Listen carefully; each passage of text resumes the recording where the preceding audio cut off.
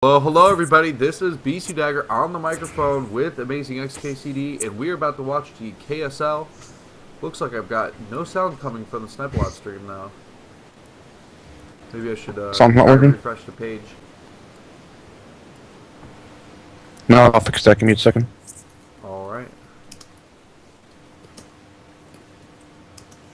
As always, it's 5 a.m. and trying to get together this stream and make sure everything works properly is a #1 priority, but also just something difficult to do so early in the morning. Mm-hmm. Oh, it looks like it's offline now. Yeah, I'm fixing the stream quickly. Is your stream listed on TL? Is your stream listed on TL? No, I'm doing that right now. Looks like nothing's listed at the moment. Yeah, I can assign everything now, so I'll do the other ones too. Let's see here, put the event online. Okay, so...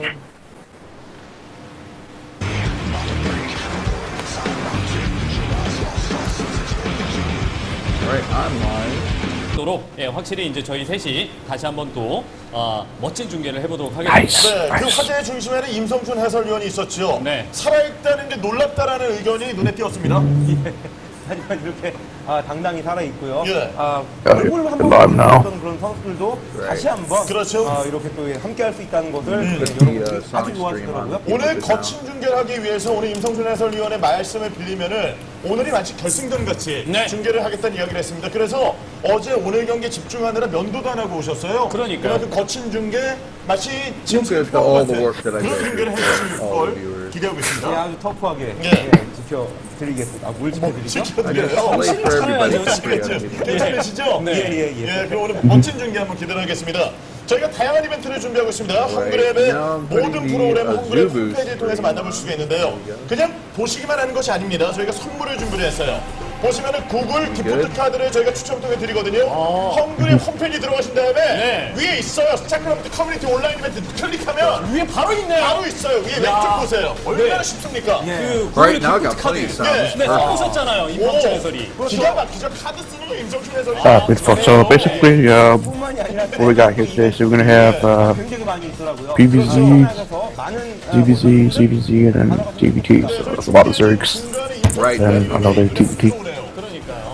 But in my opinion, I think the to be pretty good. I like the players that are going to be playing the DVDs. We've got Marvel vs. Killer, and that should be just a fun show. And then we have Zero vs. Hero, which I guess there's plenty of punts we're going to be playing throughout the night. 그렇죠. 다양한 이벤트와 함께하고 있으니까요. Will they be going Zero to Hero? 여러 가지 이벤트 정보를 받으실 수가 있습니다. oh boy, 첫 경기, 역시 Oh, it's already started.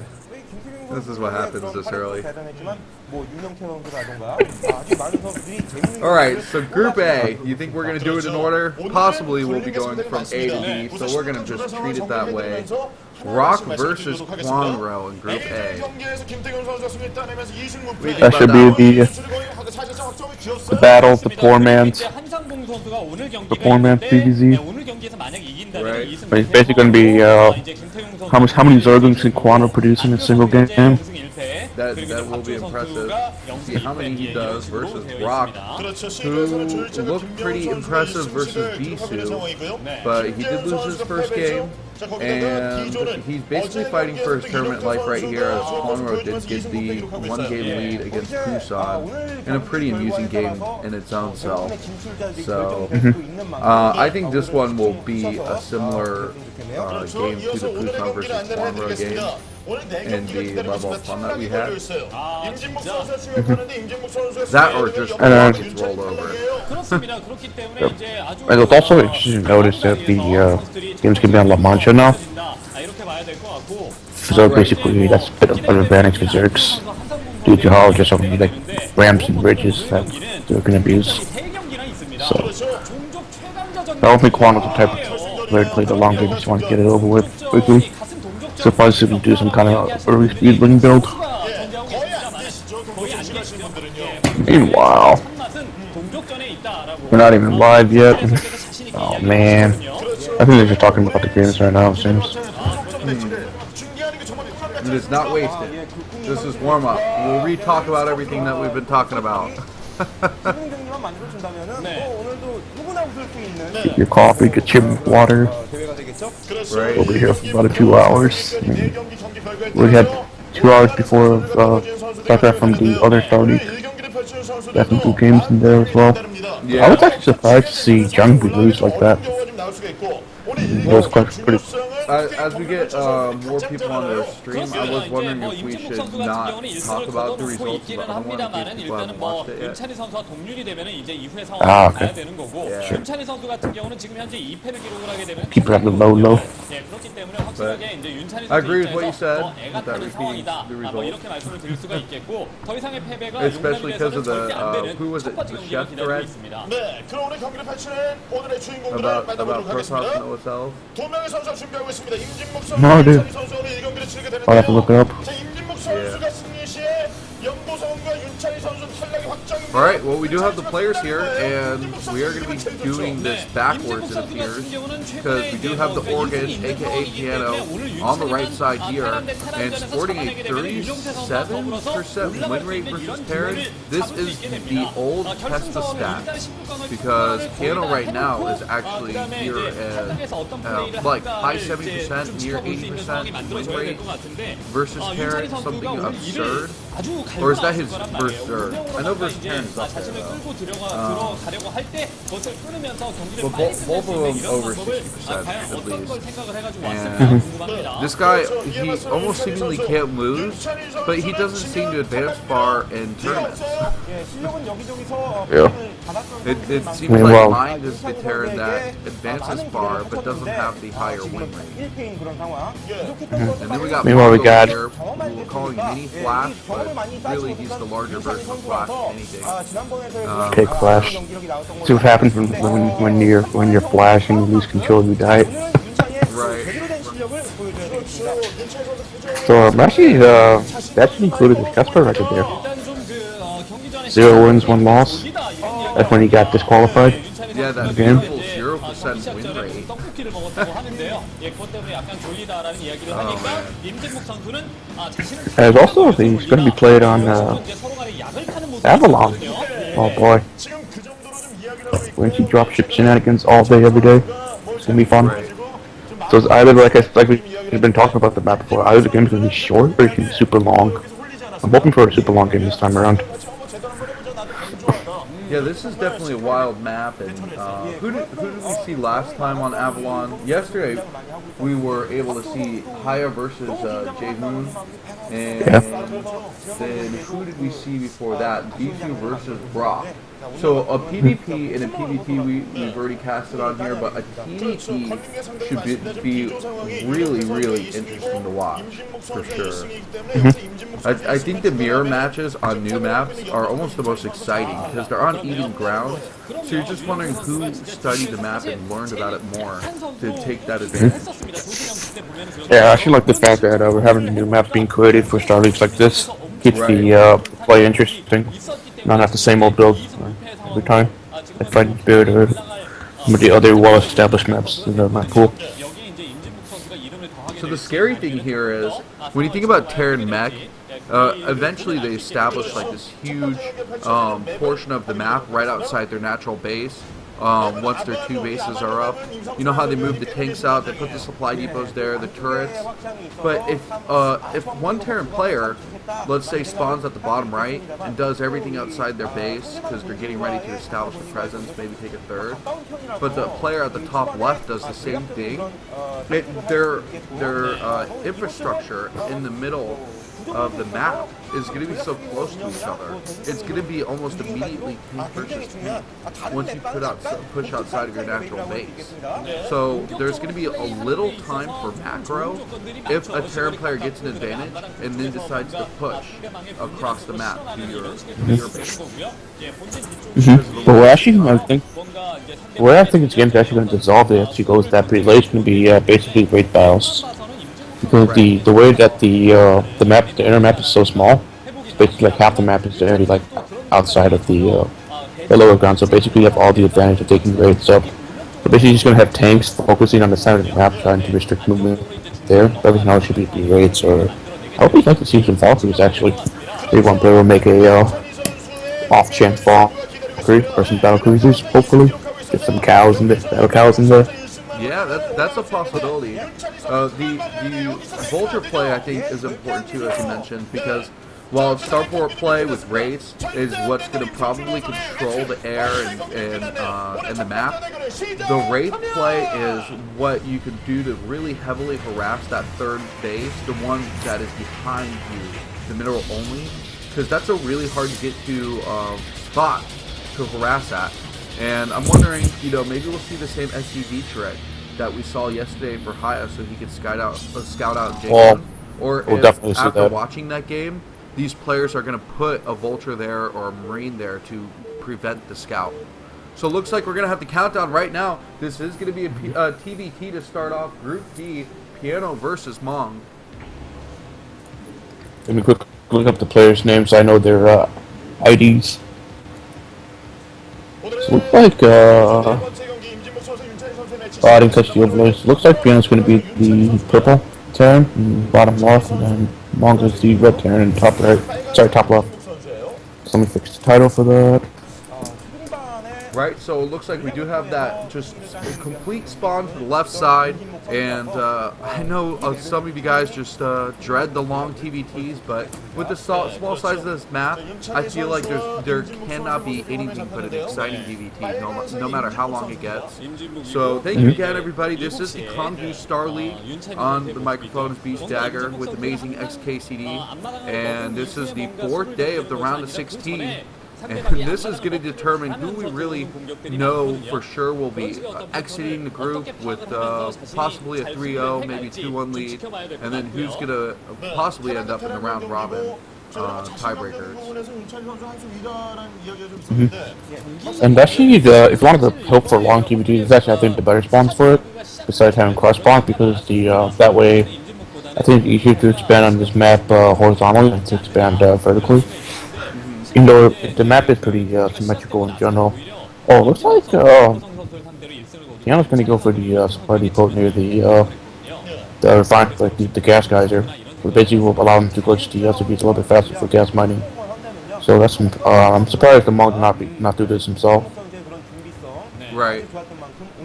Yeah, every little advantage is absolutely important, and even using your buildings to glitch your units is really an important thing to do. So the supply depot near the command center for who's that Mong at the top, trying to maybe that will help glitch the workers for the minerals. I don't know if that position will work as well as the refinery glitch.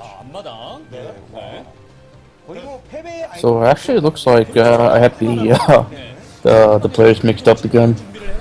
Child relation. I was looking at the first command center, right, and it panned over to Piano. Now I thought, don't would introduce the players right after. They had that mixed up, so actually going to be Piano as the so actually Piano's going to be the red Terran. It looks like he did go for the 14cc, while Monk's going to go for a standard. Good scouting by Monk though. Hit the cut path. Yeah, very good scout so far, and while Mong doesn't have quite the TVT record that Piano and C has, he definitely can't be counted out here. A very solid player, one of the more amateur players, I guess you could say, and I think that makes him one of the fan favorites in this league for sure. So basically, what Monk saw there was the 14cc, and then he already had Yankee factory going up. So I'm wondering what Monk's response is going to be right now for this. He's going to go for factory CC himself. Okay, double fact. Oh boy. We're going to see double factory from Monk right now. Yeah, that's going to be pretty interesting here. That means that we're going to see a high amount of pressure coming from those two factories, and now we do see this factory here being built on the left side for Piano, and I think Mon might be able to take an advantage here with the two production facilities. Pumping out those vultures can allow him to get a lot of damage in, as long as he can get up that ramp. Well, here's the thing though, like the way that as long as Piano doesn't let Mon get up the ramp though, I think he'll still be fine if he gets the first tank out in time. So, because just the way the map is designed, I don't know if that's actually going to work that well, because even if you're going to have tanks sieging up the high ground, it's still sieging up the high ground. Not like sieging on the same Right. vertical. I guess the same terrain. So we're going to have Piano playing it safe here, putting the barracks out front, sorry, the bunker, so at least it'll delay the 2-fact by a little bit. It's kind of an odd place, though, where he put the bunker, because it's not in range of his SCV line. It might not even be in range of the refinery without the marine upgrade there. So, kind of putting it out there, maybe as just a deterrent and a way to guard that ramp, the wide ramp right there. But I think if Vultures wanted to run in, they'd get in pretty easily. Well, it looks like Grandpa took his grandson out to watch some StarCraft. Kind of cool to see.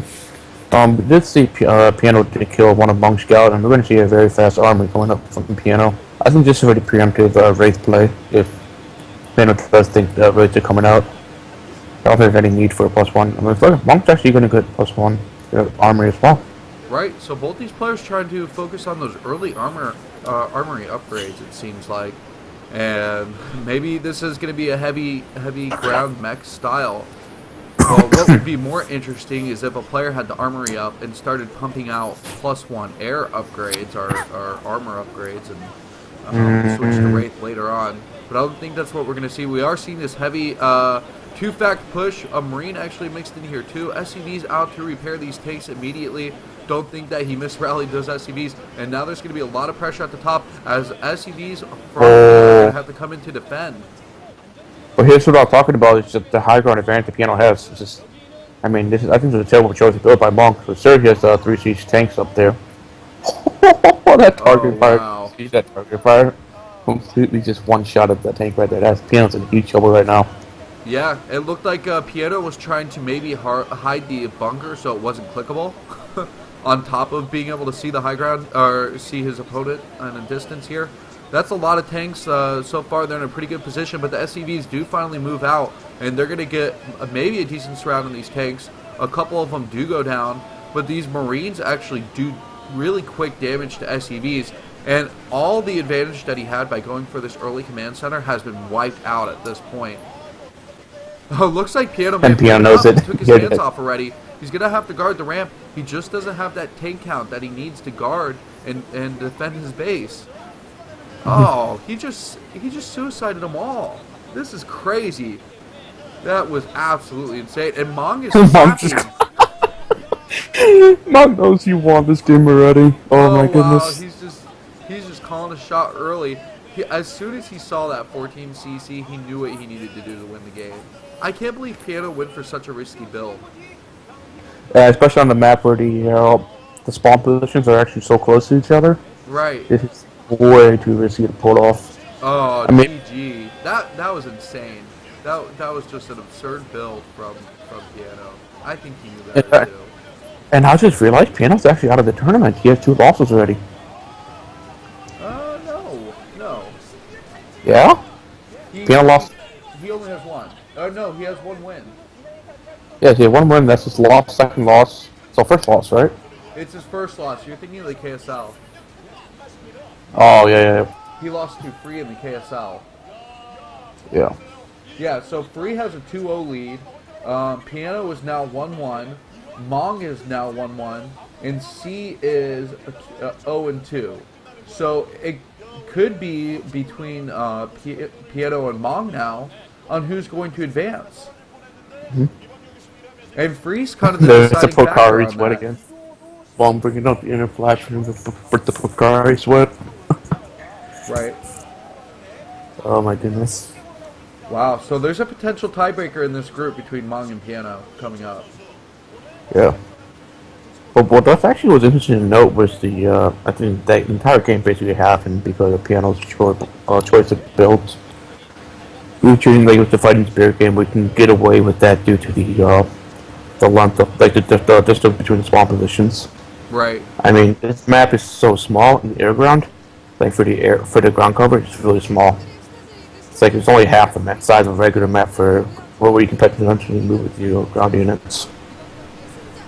So I think that was the correct read by Monk. He saw the 14 CC. He put down a second factory. He did make 2 raids. He did make 2 lives because what generally if you're gonna go for 14 CC, you also make quick raids as well. So he made 2 lives, but he still had 3 tanks, and it was a really good target fire by Monte kill that first day, which also would have helped Piano defend at least a little bit longer to get Russians get more units out. Right. Yeah, I think Piano, while Monk did have a perfect build there to counter his 14 CC, Piano did defend that pretty poorly. Well, I think what she has done is, I don't know. What you need to do is defend that bunker as best you can, but really you can't afford to lose that tank that was behind the bunker. But he needed to identify as soon that he was going to lose that positioning. Don't overcommit with the SCVs and take the higher ground with the smaller ramp. Because what he tried to do is maintain high ground with the wide ramp, and it's too easy to advance and get vision of that high ground and attack Piano's worker units. So he should have packed it up, lifted his SCVs, gone to the top inside of his main base, and then once his command center on the low ground starts at the natural, starts to take damage and maybe too much health, lift it up, because at that point you've already delayed enough for another tank or two, and now you have 2 to 3 tanks to defend, and the economic advantage may not be there, but at least you still have your bases. I mean, you can still break out of the soft contain anyways, because I think that's pretty easy position to break out of. Right. So at least would give Piano counterplay if he managed to delay that long, or even had to lift his natural CC. He could still float the CC to minute only, still having an economy going. So I think Piano played that wrong. There's a lot to scrutinize over, but well, that's the way the game goes. Mong is the winner here. We're going to be seeing a Group C as long as we're going back from DC BA order here, and that means we're going to have a ZVZ next, which is going to be Hero versus Zero on Fighting Spirit matchup, a mirror matchup that we've probably seen 100 times on Fighting Spirit at this point. So I wonder if we're going to see anything new or creative. Hydralisk, maybe? Devourers? No. If anything crazy, we would see like 1 queen just for the ensnare. I mean, we're talking like after like 15 minutes of ZZ. Right. That's not going to happen. So at least we know we'll have some quick games, and maybe I can go back to sleep. Oh, it's horrible, isn't it? Yeah. So early.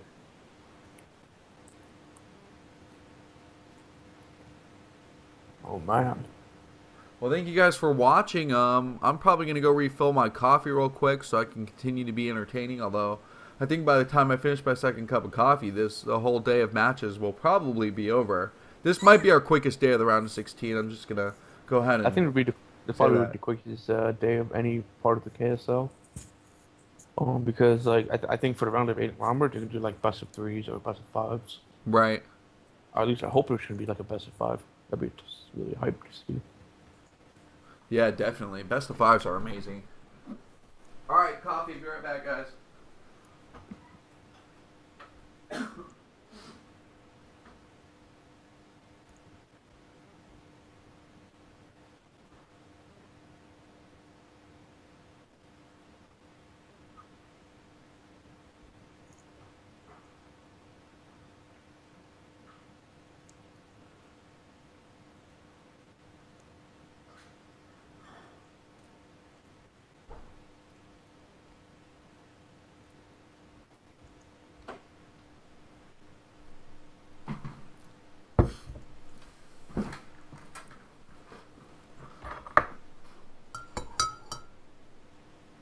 Alright, welcome back. You haven't missed anything yet. Looks like Cassie's still talking.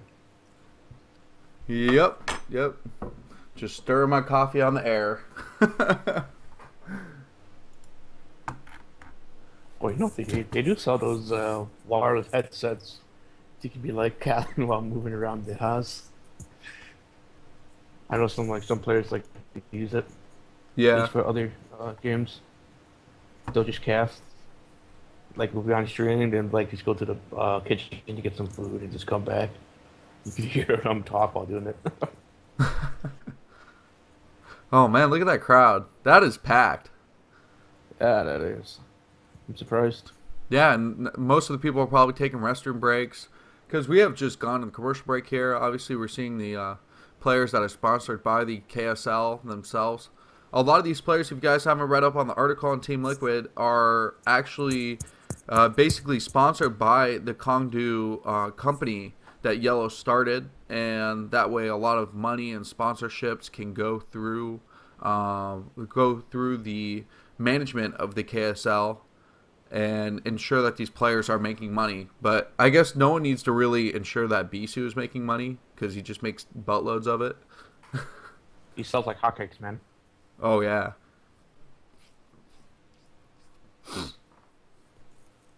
Oh my goodness. Well, thank you guys for all staying up. If you've already watched the SSL, we'll not spoil the results on air, but we'll probably talk about it more in detail next week, just as something to for filler. I know you guys have just watched it, so I don't want to ruin that. So are we allowed to talk about the KSL results from yesterday? We could talk about the KSL from yesterday. Yeah, I don't think we had any players from yesterday playing today, though. Mm-hmm. If I'm right. No. Yeah, yesterday's games were pretty good. I think maybe week one it was better so far, but I'm definitely not disappointed with the PVTs we saw yesterday. Mm-hmm. So I actually want to make a comment about Avalon. It seems like all the matches we had on Avalon so far have been pretty quick matches. So I don't know if we're going to continue to see that trend keep going on in the future, or if players are going to start figuring out the map itself. And yeah, we'll see some other games. I mean, like the longest game I think we had it was the PvP. That was only took so long because of the low economy, like basis of the play with the zealot harassments. right. I think with Avalon, this map might prove to be too quick, and it won't last very long. But I feel like Demian will definitely be a long-lasting map compared to Avalon. Yeah, but I think those I think Avalon has potential. Maybe the map grid will make like a 2.0 version or something. At least push the spawn like back into the corner a little bit more, just so we have just a tiny bit more open middle space. Right. But I do like the dynamic of the map though, because we've seen a lot of interesting plays so far on it, like especially with the dropships and the shuttle play that's been quite good. Oh, So definitely. It is an absolutely fun map to watch. Mm-hmm. But we're not the ones playing on it, so we're not the ones probably getting frustrated by it. Who knows? Maybe someday we'll have some foreign leagues play it as well. Right. Force the lower ranked players to play it. Looks like this guy's making his predictions for the next game. So we are going to have Hero versus Zero next, so get ready for your puns. Zero to Hero puns. We've got to hear the best of them. Right, so who do you think for Group C is going to, for Hero versus Zero, who do you think is going to win today? Zero should win. I think he has a better ZVZ than Hero does. It Yeah. seems like Hero's only good matchup is ZVP. Right. Like everything else seems to have abysmal play in it. I mean, but then again, Zero has been slumping a little bit lately. Like he lost ZVZ to Force in the round of 32 for SSL. I think that should never have happened. Oh, yeah, definitely. I hope he rebounded back from it. I am a Zero fanboy at heart. Because Zero's probably one of my favorite Zero player to watch. He really is. He's one of those players that you just... he never really had a slump, if you think about it. He's always just been solid. And you rarely get that feeling from a player. Is that just every time he goes into a matchup, you think, well, he has an opportunity to win this. Even against Flash, I never thought, oh my god, Flash is just going to crush him because it's a Zerg. Yeah, Hero had probably some of his best DVT games actually were against Flash. Mm-hmm. Like I remember Hero beating Flash with the Queen play. Is that the one where he was in the Pro League playoffs where he played in the ace match against Flash and defeated him? Yeah, Oh my god, that was the best game ever. that No, was the best game. that I was was so literally fun. like, I was jumping out of my chair when Zero made that massive attack with the ultras and Defiler on the base. And Oh just yeah, I managed was to going nuts. It was so cool. Oh my goodness. So talking about Zero though, the one thing I really kind of feel disappointed is that Zero hasn't got the confidence back to using his creative queen play yet in Right. the post Espa era. Looks like he's still struggling a little bit with his standard play and doesn't think he has the confidence to go for the queens or go for the crazy abilities that he would love to do. Like example, like fake three hatch Hydra into like six hatch Hydra before layer, kind of ZVP or stuff like that. Yeah. I would really like to see Zero Because try that's and how. feel more comfortable again so he can bust out that level of play that he used to bring. Because that kind of play was what separated him from all the other Zergs out there, maybe excluding Clam and Soki, Right. because they were willing to use units in different manner, as well as use just the heavy usage of queens, which helped revolutionize the Zerg's advantage, Zerg's kind of play against Mech and ZBT. Right. You But know what? seems You like Zerg, you mentioned Clam, also known as Calm, and Calm is in my opinion a similar player to Zero, but on his best day, Calm might have been the best Zerg around. If he didn't just like you said, Clam, it's the same way with Hyuk, where he just like for some reason he throws these random games, but then you're like, wow, how can a player like Calm? Why is he so damn good when he's on fire? And yeah. that's really what separated Zero from Calm is the fact that Zero just remained consistent, and Calm couldn't for whatever reason. hmm Well, however, what I do like to note though is that Calm versus Fantasy always produced the best ZVT games ever. Oh, People absolutely. people consider it the poor man's Foz versus Jadon. Because both players would do always ridiculous stuff against each other. And then it's always the latest GG timing because both players have the fantasy GG timing. You usually would have to wait like 30 minutes for other player to give up. Just Right. type GG. It definitely Meanwhile, Fantasy versus Calm may be the best ZVT rivalry, may at least top 2 or 3 rivalry yeah, in the history of definitely Brood top three. War. I mean, do you when you think about ZVT rivalries, how often do you think about Flash versus Jaedong as a ZVT rivalry? You just think of it as they played each other a lot, but it's not one of the more memorable ones to me. I think that If I feel like people treat it more like a clash of gods rather than a clash of the races themselves. 'Cause exactly both, these guys transcend their race, and it's just God versus God, Clash of the Titans, something like that.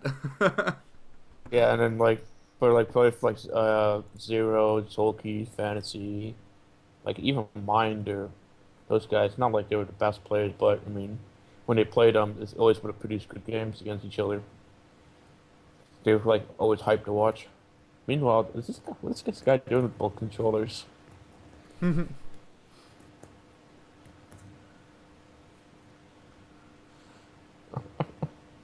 So, I mean, let's switch to talk over to Hero right now. While since we're talking about the players, Okay. so it seems to me back in the Cusp days, Hero's always been kind of a lackluster player. He Hmm. only had some success in ZVP, but I think it's probably the product of STX being kind of a team that always had hard times for whatever reason. Yeah, they were And it seems cursed. like it feels like STX always had the potential, but they could just never bring it out. Could be like on paper when the STX players play at their best, they're like disgusting players, like extremely well good. Talking like Bogus, Classic, Hmm. Cal, Hero. I mean, but it just seemed like they could never get it like working together. Yeah, I it's mean, absolutely true. STX was probably the best potential team, and they lost the most based with the talent they had. And mhm, we were bringing up Gujilla or slash Cal versus Flash earlier when we were talking. I was on Medri's stream before the mhm. KSL started, if you guys didn't know, and I actually had a nervous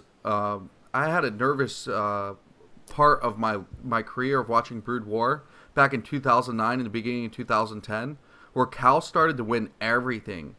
And I was like, oh no, if Cal wins this tournament, and then he wins this tournament after he won the WCG, I thought he was going to become the next best Protoss player. So I know this is horrible and this is a confession, but I started to cheer against Cal just because I didn't want him to beat Bisu's records. I mean, well, Cal is one of the 6 Protoss dragons, so it's not surprising. Right, and he's awesome.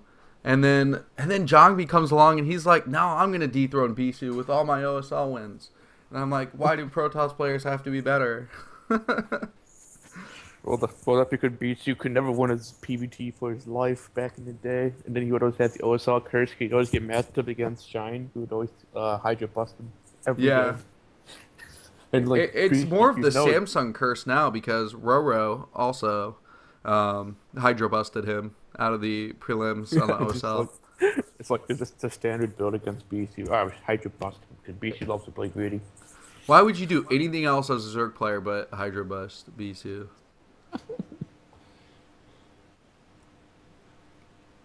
So it looks like we're all live again. So let your puns begin from 0 to hero, and vice versa. I mean, that's probably we're going to see either the ZVZ game. We're going to see a game worthy of heroes of their time. It's going to be worthy of zeros of their time. It's going to be one or the other. That's a really bad pun, but I mean, it works. It works. All in the spirit of the Brood War matchup. Right, so we're talking about ZVZ here, and build order is probably the most important thing in ZVZ. The opening build, and usually you could just tell who's going to win outright by does someone open up 9 pool, over pool, over hatch. What do you think the possibility of each build is going to be for each player here? So generally speaking, back when in the Cuspid days, it's like the rock, paper, scissors of 12 pool, 12 hatch, and then 9 pool. So 9 pool would be 12 hatch, 12 hatch would be 12 pool, 12 pool would be 9 pool. And basically, each player would just play a rock, paper, scissors game. Like, even Jadon, if he won 12 hatch and a player won 9 pool, he would still lead just because of how that the metagame was. And so there are some like other offset builds like 9 pool, 9 gas first, or even like over pool. But generally speaking, it's always been like the standard 9 pool, 12 hatch builds. So, but however, recently though, Zerg's have been going for like this pseudo 12 pool, 12 hatch build where you go 12 pool, 11 gas, and then like 10 hatch, something like that. So it's kind of like this evolution of it. So it'll be interesting to see what players would do since it is fighting spirit. So standard builds do work on this map. So basically, if you want to go for the 12 hatch, you want to pray for the cross bonds. Right. Or if you want to go for 9 pool, you don't want the cross bond. You want the short spawns. Right, and as you were saying with Jaedong, I think the only other player that currently can represent what Jaedong did with his Zerglings in opening is Zeke. In the foreign scene right now, if you watch Zeke against any other Zerg, he's nearly unbeatable no matter what the build order is because of how good his Zergling control is. So if you guys are missing out on how good you could be in ZVZ and nearly unbeatable, just go ahead and watch that matchup. I know Zeke is a foreigner, but he actually competes really well against the Chinese and Korean players. And in fact, he was on the Korean server earlier today competing. And he was in the chat channel while we were watching Eagle on the Snipe a Lot 2 stream. So I thought that was pretty entertaining. So it looks like we have Hero on 0 being shown on the screens. So I'm surprised Zero has a pretty good win rate, as well as Hero for ZVZ. So it looks like Zero had 52.66%. That seems pretty accurate. Yeah, but these are the Kespo win rates still, so we got to remember that. But then again, we haven't seen either players have official ZVZ games in Soulspell history for a long time, so I guess it's pretty safe to go on that form. Yeah, if this were hero versus killer, obviously I would choose killer every time. Yeah. I'm not sure where Zero still sits on the ZVZ scale, but I mean he definitely has the ability to win this game, no doubt. Hero has the higher APM between the two. I don't know that the higher APM pays off in ZVZ because it's more about no, it's not control. the higher APM that pays off. It's the mechanics of your Zergling and the mechanics of your utilizing Scourge control. Right. So, and then the third part is your larva management with your build. Like, I don't know if you guys have seen this before, but there was a translated article where Shark was like this huge piece about ZVZ and how many people seem to forget that there's actually four parts in a Zerg versus Zerg game. So you have your minerals, you have your gas, you have your unit supply, and then you have your larva. If you could do the nature of how Zerg plays out, like management of larva, and like you only want to drone, want to make Zerglings, it will separate the good players and the rest. Right, it's such a hard decision because on the fly you're like, oh, it looks like I could build another drone. You hit like SD, your drone's coming up, and you're like, oh crap, probably should have built 2 more Zerglings there, and now you're forced to build a sunken colony because you don't have enough defenses. Mm-hmm. And especially with the way the ZVZ is so fast paced, it's like it's always going to be really quick games. Though we have seen like 3 Hive games where games went to Hive and we had defilers.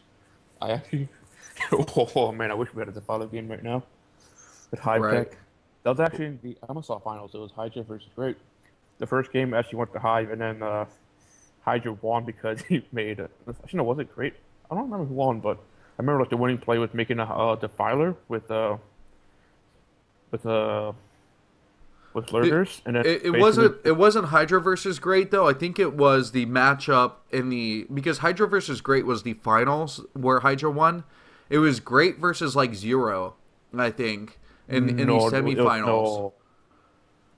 No, that Hive game was definitely the finals. I clearly remember that part. Oh, I thought we were disappointed by Great because there weren't Hive games in the finals of the OSL. There was.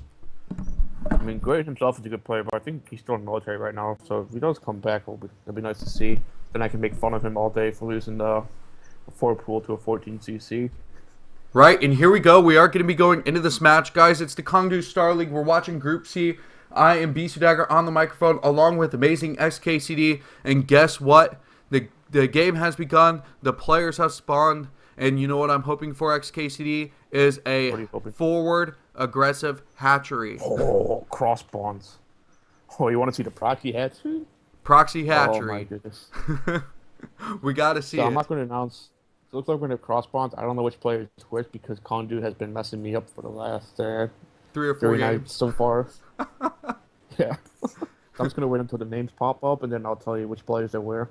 Right. And as we see Zero's face, let me tell you guys, it is pretty easy to draw his face. There is an instructional guide, though, if you do not know how to, on Team Liquid. Have some fun with that because the King of Queens is awesome to draw.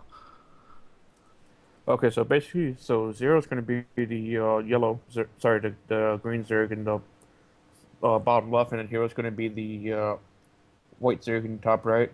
So it looks like both players are going to spawn incorrectly in this cross spawn. So basically, both players, if they think this right, should be able to go 12 hatch. But Do you see the ninjas in the crowd? Yeah. Had to point that out.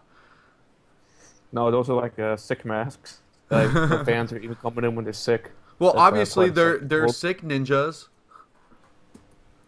That's why you can spot them because they're not very good right now, feeling all ill. Yeah. And such. Hey, want to hear a joke? Okay, go for it. Have you ever heard of elephants being ninjas? No. They're that good. Oh, that's a 5 a.m. joke for you guys. Zing. All right, we see the gas first before the spawning pool, and it looks like both players went for the overpool builds, so mirror builds. Right. So, like I said, technically Zero has the advantage due to his spawn because he can glitch the larva over to the left side of his hatchery using the overload trick, where you group up your larva with your overload and you press stop. It basically glitch the larva over, And looks like, yeah, Hero's going to go for the expand right now. I think Zero should follow suit pretty soon. So it looks like Heroes, actually what did go for the 12 pool, 11 gas, 10 hatch that I was talking about, like the new evolutional builds. So meanwhile, Heroes actually, Zero's going to get the Lara first, okay. So now the Overlords meet, so both players know where they are. Yeah, look at it. You already see Right. Zero immediately put its Overlord up there. So we know we have cross spawns. Well, I'm thinking that, well, we see the 4 Zerglings out here, and they're going to be making their way across the map. That early Extractor is going to make that build a little bit more aggressive here. Speed can come out quicker, and the Lair can come out quicker, depending on how the upgrades want to go for Zero here. But the Lair is on its way for Hero also, so both these players are going to be coming up for the mutas.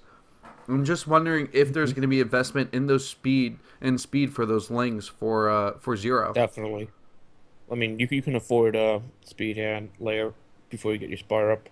Right, and since there's no additional hatchery, this is going to be a pretty aggressive build for Zero to go with right now. Heading towards Hero's base, he's got quite a number of lings.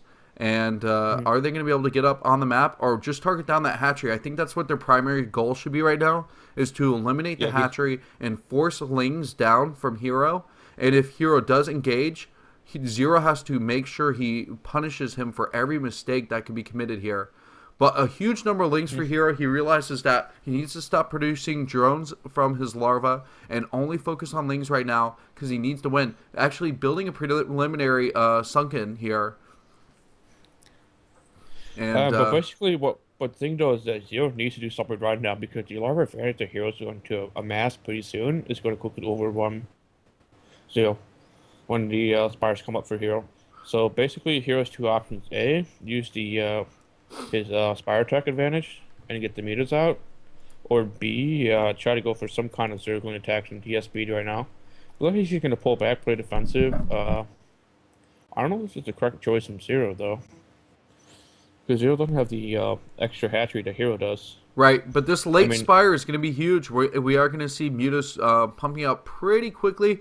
The fact is he could only get 3 at a time at max larva because he only has this 1 hatchery. I think that if these Mutas don't do anything, which I think that they might not, Hero's going to be in a huge advantage here. Zero's kind of put himself in a hole if these Mutas don't get any work done. So it looks like we're going to have the first 3 meters out for Zero. And like I said, Hero Spire should be in time if he makes emergency Scourges. Oh, it looks like... did he manage to get a drone kill there? I couldn't see. So I missed that, but the Evolution Chamber is coming up, and Spores are going to be able to be built out of those creep colonies instead of Sunkens now, which means that Hero should be able to defend. He put a Spore colony in an awkward area, but the reason why he put that there is because he wanted to also block Zerglings from easily getting inside of the natural base. He did build an additional creep colony inside of the mineral line, though, which will help when he does decide to mine drones from that location. These Mutas, though, trying to attack and engage with the Zerglings here. He needs to use the Mutas to help win this Zergling battle, or else he's going to absolutely lose right here. So it looks like the first Scourge is out. We're going to have to see Zero do some patrol micro. And looks like Hero will hold off just a tiny bit, but Zerglings do need to kill that spawn right away. Oh, wow. But the Scorch managed to hit pretty decently on Hero. That Overlord is actually pretty crucial and out of position. Hero can't afford to lose that. Getting just in range of the Spore Colony here, and every hit counts on Zero's army. But that's the flock of Mutas right there. There's not enough Mutas to help counter this because Hero has gone for Scourge to defend and Spore Colonies instead. It's still an intense battle right now. The game has not been lost for either player, but with the Lings and Mutas, it seems like maybe with Zero's control, he could be able to take this game inside of the main base now, and a lot of drones might be able to go down. This is looking very dire. Yeah, oh my goodness. The Lings, though, they're still trying to pave their way. There's a counterattack, though, for for Hero, and if these links can get some damage done, he might be able to cause a stalemate or something, but there's just way too much damage done at this point, and you can see that Hero's looking a little bit upset on this zoom-in photo of his face. And what basically is Hero did mess up these build here, so he's gonna have the link try to do back attack, but it did get scouted by Zero, so he already had like 6 links in his main base plus the emergency sunken. GG. Like Hero lost. Yeah, GG. Well, that was a pretty impressive game by Zero. I thought he took way too much damage from the Scourge, but apparently they didn't do the damage that Hero needed. He lost the ground control. Those lings did not engage really well. And, I mean, what could he have done? Maybe commit to a Sunken Colony at the same time, but he just would have had a weird situation there where he had to commit too many drones to the static defenses. And but the weird part though is that Hero had the build order advantage because 12 pool does beat overpool. Like we were talking about earlier, like overpool is just a more economical version of 9 pool, but 12 pool should still beat it regardless. So I'm quite surprised that Hero had the build order advantage but still lost it. And what I think what Hero should have done though is right when Zero's Spire was about to pop, he did have the Overlord in that main base. He should have sent his own Zerglings to attack and at least force Zero to play defensive, just so he could have time for the Spores to come up a little bit earlier, just to help protect the Jones a little bit. And then at the very least, be able to amass just enough Scourges, so at least not just be 2 Scourge at a time, which is really easy for any high-level Zerg player to micro down with 3 meters. I don't think any Scourge... Did any Scourge actually hit Zero's meters? Yeah, I don't think so. There were 2 flocks of Scourge. There was... and they were 2 of each. But Zero... Yeah, but they weren't. There wasn't enough Scourge by itself. It was just only like 2 Scourges at like 2 flocks at a time. It wasn't like one massive giant flock. Right, and I think he got hit by 2 of them though, of the 4. Right, but Hero just had no Mutalisk. Like either you go for the mass Scourge, mass Zergling, and then try to force Zero to play the defensive because you don't want to lose enough drones, or you build a Sunken at the front alongside your Spore, and then just get that meter count at least up while protected by the Spores. So I feel like Hero did mismanage that game, but Hero should have lost in my opinion with the build order disadvantage. Plus it was cross-spawn too, so that early hatchery from Hero would have helped him out way more in the long run. Right, so that was Hero's getting to lose, and it looks like he did. Didn't defend really well. We're going into the interview here. We don't have any translations, so I apologize, guys. But you get to stare at the beautiful Stargirl here, who is interviewing Zero, and he looks pretty happy. What's the situation though, as far as his record in this group? He already has a 1-0 win against Jaehoon, and this pretty much means that he's gonna win the group. Yeah, so Zero's 2-1 right now, so I think pretty safe to advance. Hero and Hiro are both 1-1 at the moment. And I think Jaehoon just going to be the odd man out. Right. Like Jaehoon hasn't been playing well at all, so... Yeah, Jaehoon's pretty much out of this, going to be eliminated from this group, but it could be a tie runoff between Hiro and Haya, depending on how this goes. But however, like the next game, I think is going to be the Buddy ZVZ game with Killer and Lyro. Both players are like Zerg monsters in their own right, especially with Killer having the Jadon training. Oh yeah, definitely. But Larva, he has the SKT Zerg curse upon him. I don't really consider him to be a true SKT Zerg. He was only a training partner. Yeah. For Bisu.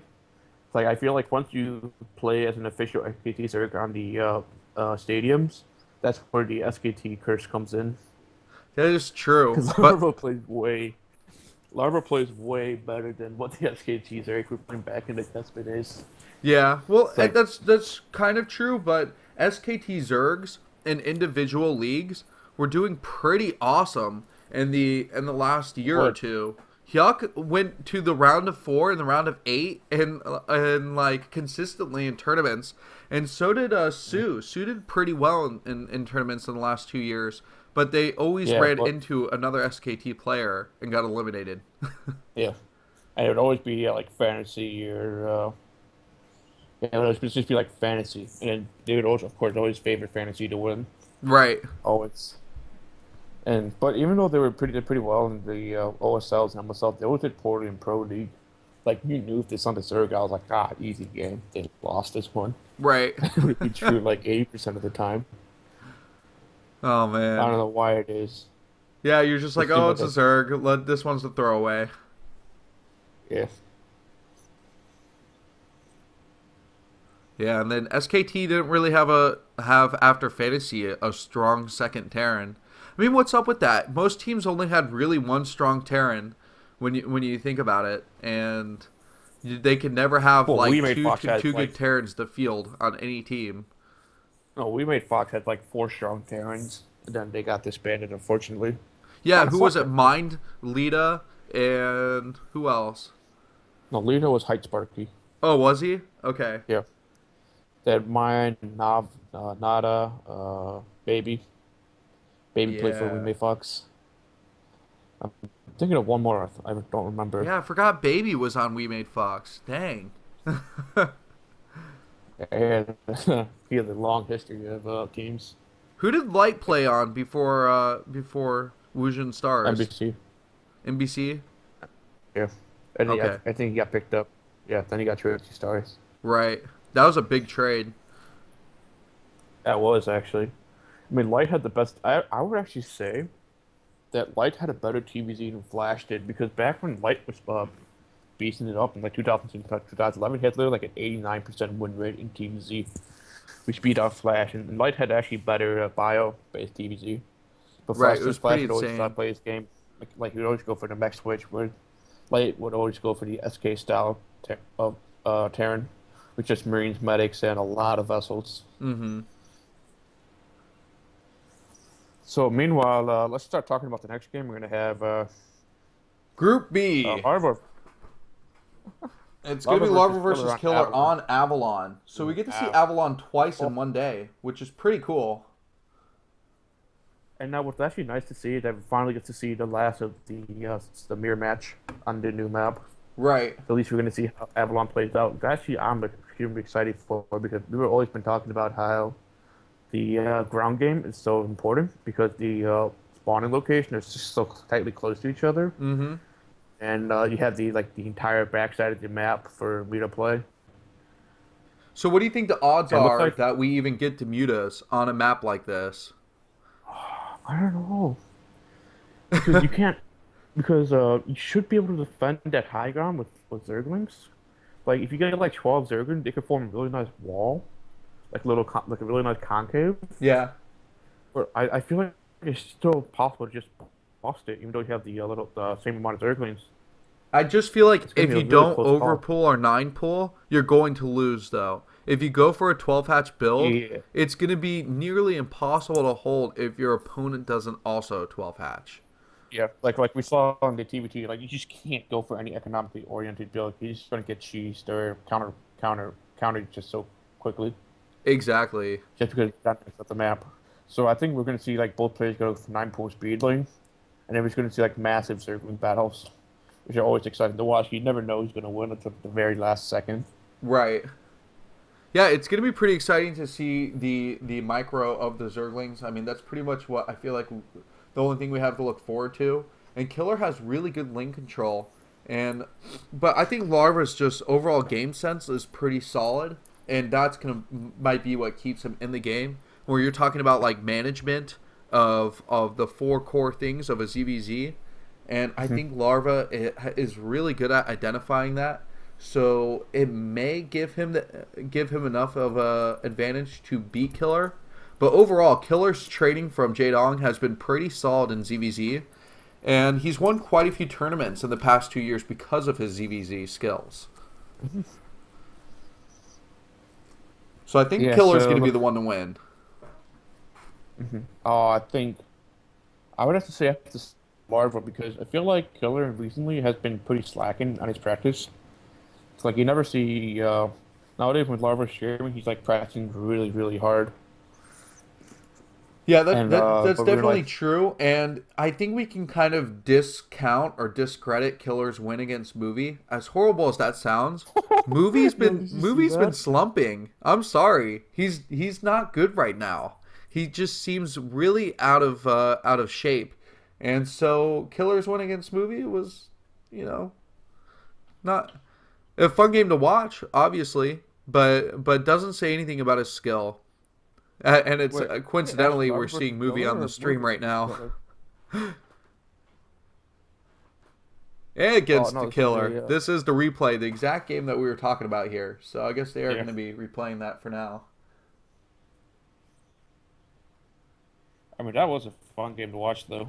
Mm-hmm. Yeah, when he took the third across the map, and the Lings looked like they were going to get inside. Just a perfect probe wall to prevent the early Ling aggression. It was a fun game. It turned out really good, and Killer made some very clutch decision making to gain to basically wreck Movie's economy. Like, literally, I think, like, one sunken, when Movie did his sunken bust. Like, that one sunken alive, like, 5 HP saved from that game, plus his Zerg run by. Right. And that I don't know, or at least I can't recall another game where I saw in Circuit Breaker an Archon and Zealots just camp behind the mineral line like that. It's that so is very abusive. So many drones is went down to that Archon. 7 kills, Plus- as you can see on the stream right there. Yeah. That's a couple Zerg kills, but that's also a couple drone kills. And he gets up to 10, that's 3 more drone kills right there. Right.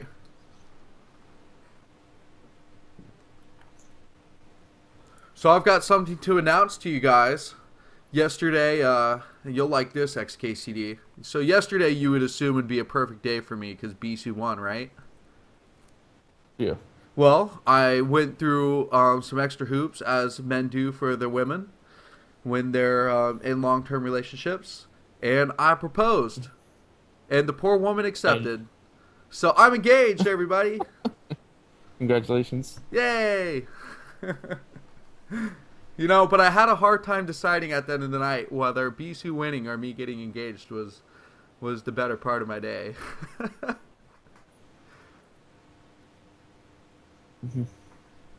But it's Bisu, so obviously we got to give it to him.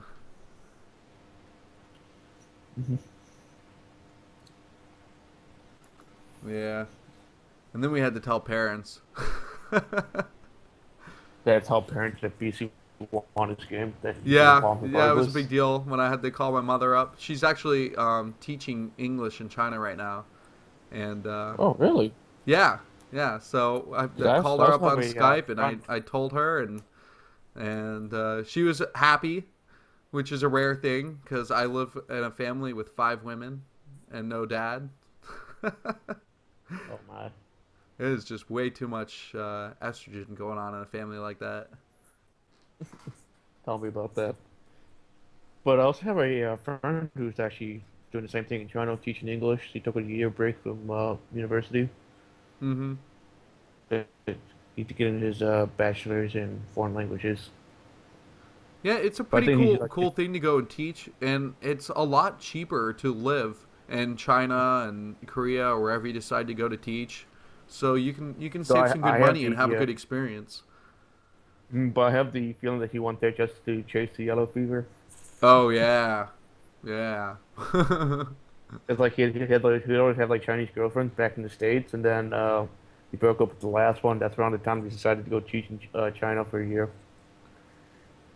Yeah. Yellow serious business, guys. Well, that's what you got to do at a young age. Go out and chase the yellow tail. Oh man. Yep. So I will tell you, the most intimidating thing is to ask a girl's father for permission to marry their daughter.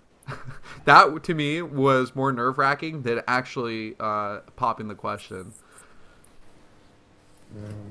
I don't know why. It just was.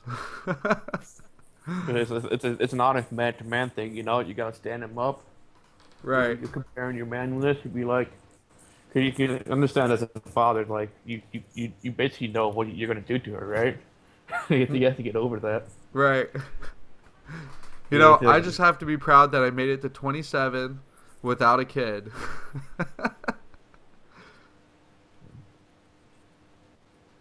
Now she's gonna be bored to death all day by your boudoir fanaticism. Right. Well, my goal is with these 5 a.m. casts is that I can get done before she wakes up. Right. And then she won't even notice that I'm casting Brood War. Dirty little secret. Yes. That, Every morning I sneak out of bed. I'm a boudoir caster. That's I didn't tell you. I'm sorry. Brood War caster rehab. It's going to be the next It's an reality addiction, TV show. It's an addiction, my friends. Right. Serious business. I'm just snorting lines of coke and casting Brood War. Lines of minerals and gas. Right. I mean, Got a main isn't that how Moletrap accomplished his fame? Because we know that he spoke faster than normal human beings should speak. So I'm sure he just did lines of coke before each match. No, not like this. Who's my innocent caster, man? He's innocent. Yeah. I'm not Alright, so trying to go past- incriminate one of my caster bros. I'm sorry. And You know, I'm not overwhelmed with their outfits today. Is that okay? Can I say that? I think they just went for the well, this Sunday, so I think these are way more formal, but it's less striking, you know? Playing it safe. That's true, but I feel like I'm watching Pleasantville, and these guys haven't figured out color yet.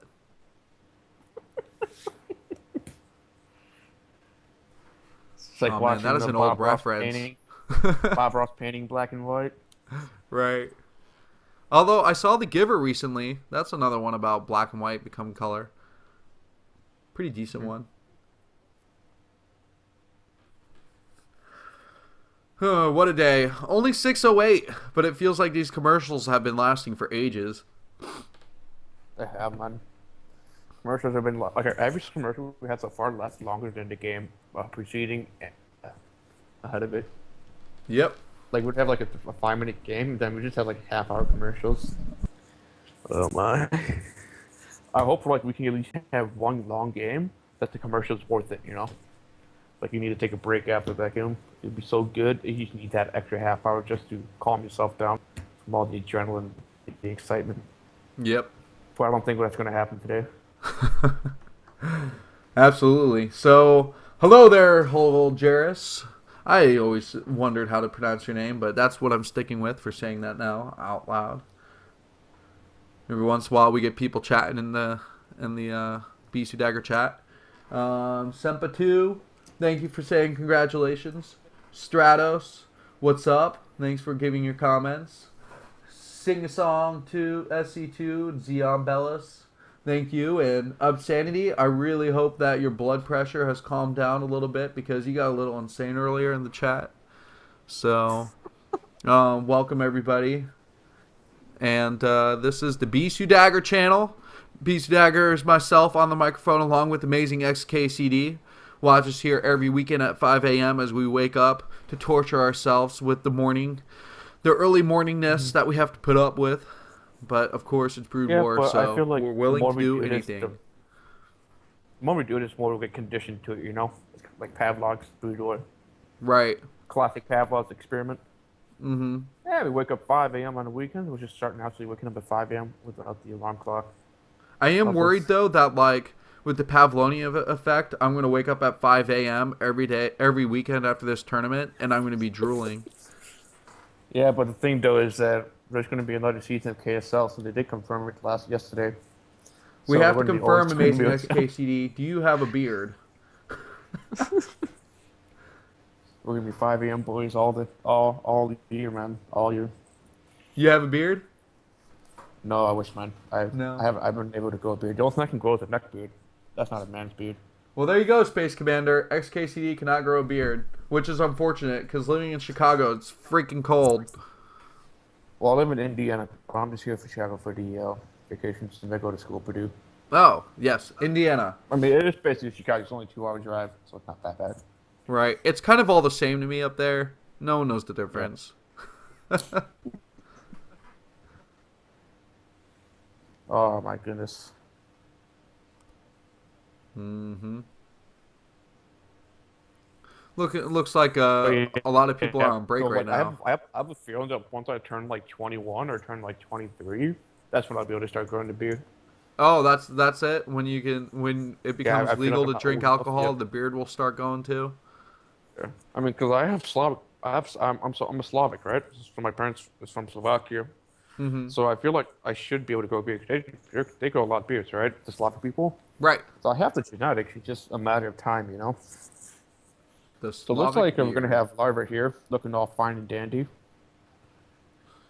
Yep. And he's actually just gonna use his earbuds and put those headphones over his ears, probably. I mean, those, which is those bad headphones are just advertisement, isn't it? Because he's supposed to be promoting the Yeah. headphones. I mean, those headphones are just for the show. Yeah, they look pretty Yeah. sweet though. They do. That's right. The problem is I don't even know what company makes those because there's no like logo on them. It's like Yeah. you're advertising the headphone, but we don't really know what headphones it is. I do like those Everything's from jackets you're wearing, Mizubu. though. Mm-hmm. I want that But we do jacket get to- though. That is that is snazzy really looking nice. jacket. Has the keyboard sponsors on there, the title sponsorships. Mm-hmm. The watch is like Kongdoo. It falls into like a NASCAR race where each player's gonna have like 20 different patches and stuff. Hey, whatever helps bring money into Brood War. I don't care if Whatever. they are just covered in patches. Patch boys. You're gonna have like the giant Coca-Cola on the front, and then like the Picard sweat like going down the entire seam of your elbow. Now, That's up. where we have to draw the line is scrolling ad banners during the game. I don't think Brutal ever had any issues with it because generally when you have the ads, they either did the ad on the map itself, like back when Pringles were doing the ad, they had the Pringles right at the Naturals. Mm-hmm. I forgot which map it was. It was like back in 2004, 2005. Do And you then, see like, they Killer's would- hands right here? Hmm? Look how small Killer's hands are.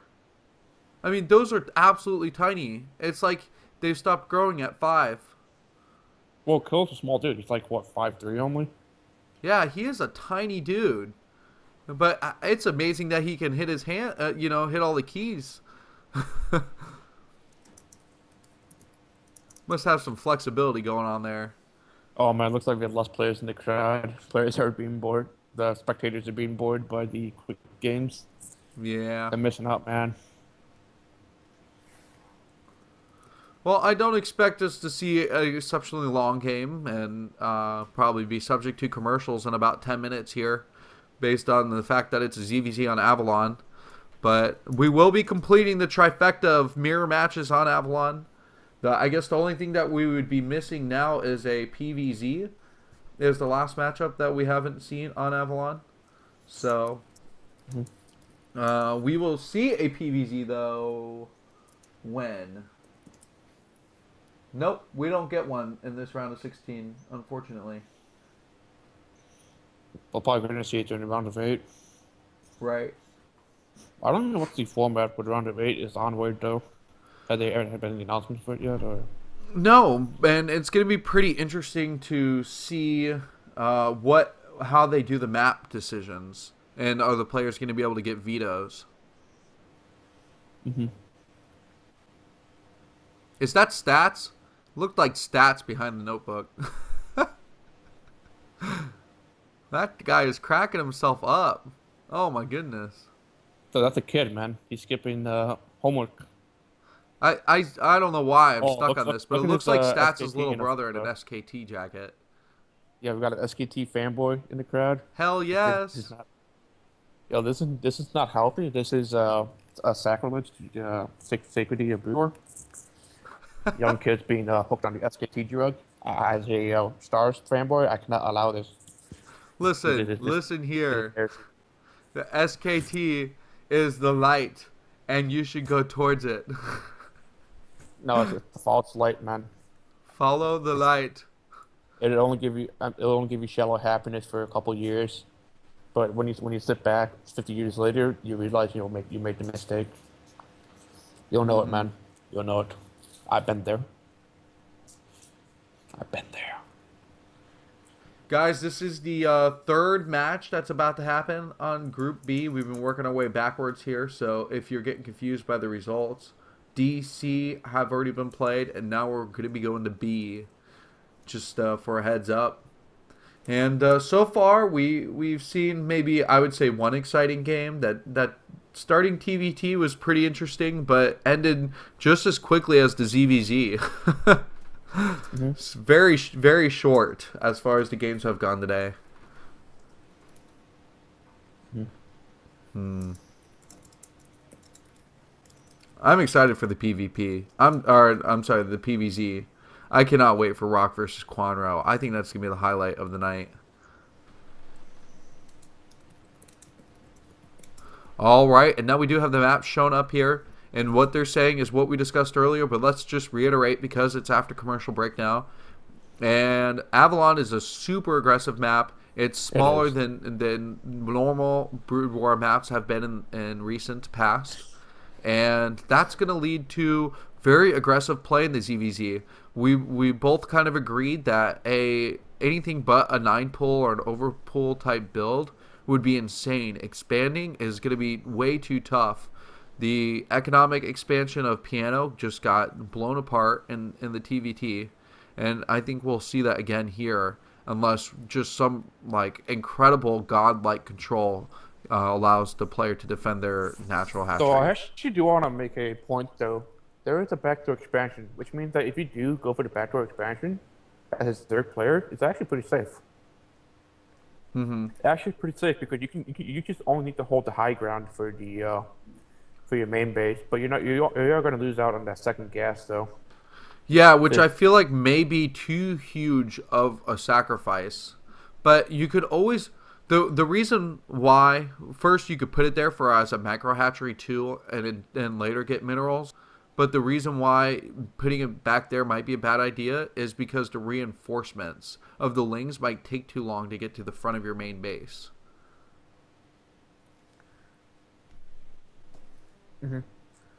So, just some speculation there. We have gone into the intro here. Guys, this is StarCraft Brood War. We're watching the Kongdoo Star League on the microphones. Myself, BisuDagger, along with Amazing XKCD. The countdown has just completed, and the game will soon begin. So I'm just going to wait again until we see the player names up on the screens. Because I don't trust Kongdoo anymore. Been fooling me. Fooled me once. Then fool me twice. And you won't get fooled again. Oh, the third time, man. Not the third time. Not the third. All right. And I like to bring up the players' names so I can keep track of who the heck I'm watching here. So, let's see. Larva. We won't see the names quite yet. It's going to pop up to the right of the screen in just a second here. But it looks like one of the players is sending their overlord in the correct direction by going counterclockwise here. And yeah, generally that red Zerg would be scouting clockwise and not be so fortunate.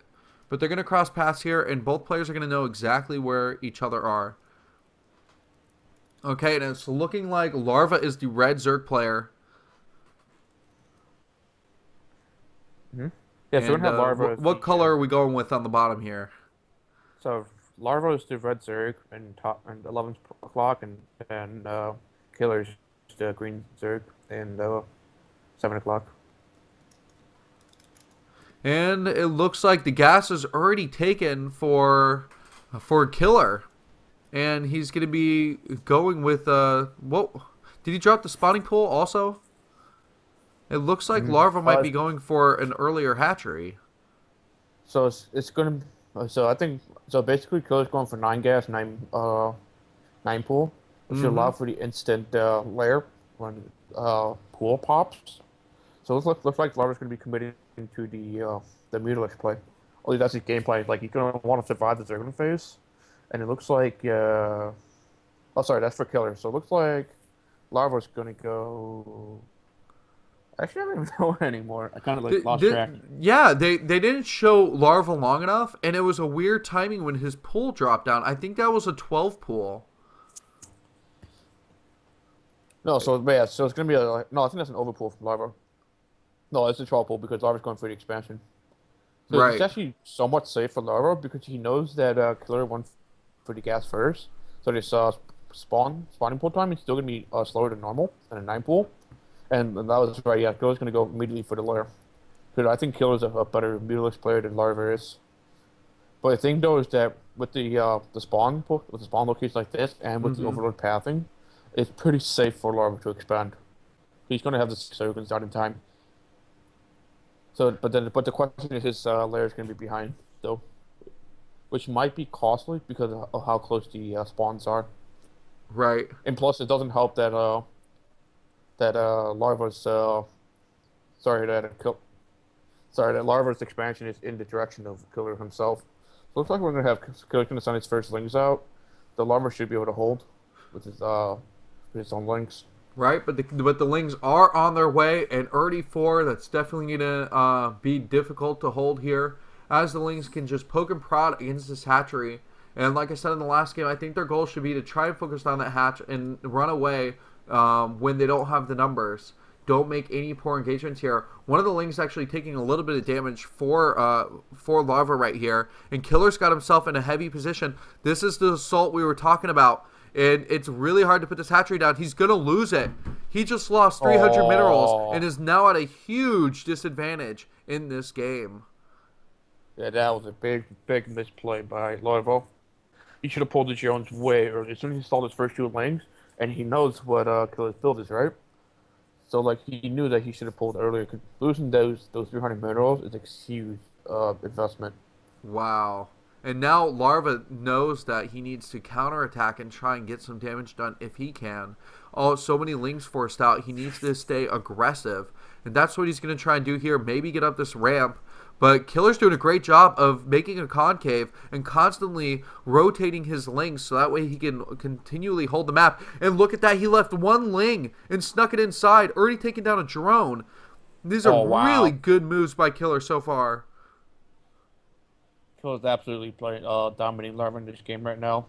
Like Larva can't even get into Killer's main base. It's a good hold at Killer by his ramp. And it looks like Larva lost the ramp battle at Killer's main, which means that there's another Ling advantage for Killer on top of the lair advantage, on top of the Spire advantage. I mean, things couldn't get better for a Zerg player at this moment in time. It looks like Larva's again is going to go for a desperate attack. Oh, yeah, he's forced to go for the Evil Chamber. He's not going to have enough meters out in time by the time Killer's meters pop. Right, but this is huge. 2 Lings do get in here, and the drone count is pretty low. Oh, and somehow Killer manages to survive without losing a single drone. Very, very nice drone drill play right here. And now actually could maybe go for a supply block if he can chase these Lings away first. I think better for Killer to get those Zerglings down. At least you have the peace of mind. And then, yeah, so you basically push the Zerglings out of his natural. That way you can just kill the Overlord right now. So this is going to be spot. huge for Larva, as he might want to go for just macroing with stacked defenses here. Just focusing on getting that mineral count high as possible. Larva's Evo Chamber? Larva's making an Evo Chamber. Did he just cancel it? Yeah, I thought there was an Evo Chamber that is missing from there. But I also thought I saw an additional hatchery. We must be going crazy. So it looks like mutas are going to come out. And maybe Larva's just going to try and go for control here. Going to be very difficult, though. So it looks like Killer's actually... Yeah, so basically what Larva was doing was just delaying. Just delay. Force Killer to stay back and kill those Zerglings. This way, at least Larva has somewhat of a muta force. Even though he's a couple of mutas behind Killer, obviously. The heck is going on here? Just got looks like our disconnected. Just lagged out. Oh no! At an absolutely crucial part of the game. All right, let's see if we can find the Azubu game real quick, guys. Oh, this is the worst possible time to happen, man. Killer just turned into J-Dong in a dress. Yeah, Obviously. but this is the classic buffering to GG we're seeing right now. If you know what I'm talking about. Right, this is like buffering to GG. Oh my goodness.